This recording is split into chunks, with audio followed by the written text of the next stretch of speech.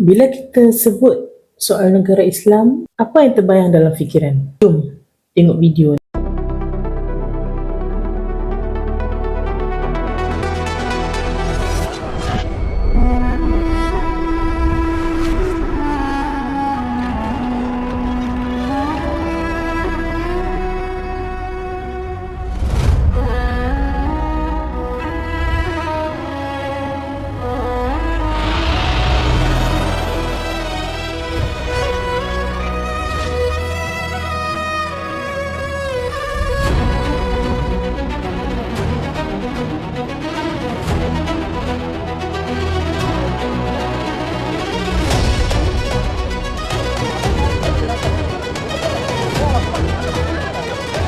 Rempah di sini sangat bagus. Betul.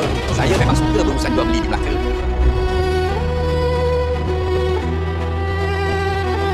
Semua tu sebenarnya melambangkan nilai negara Islam yang sebenar. Dan sekarang ni Malaysia pun tengah bergerak ke arah tu.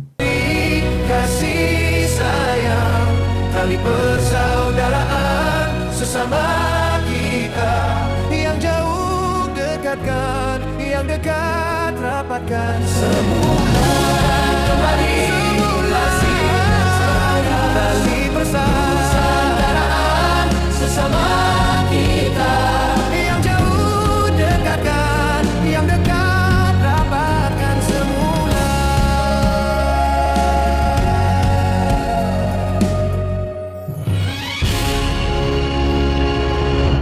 Malaysia Madani, inilah masa depan kita.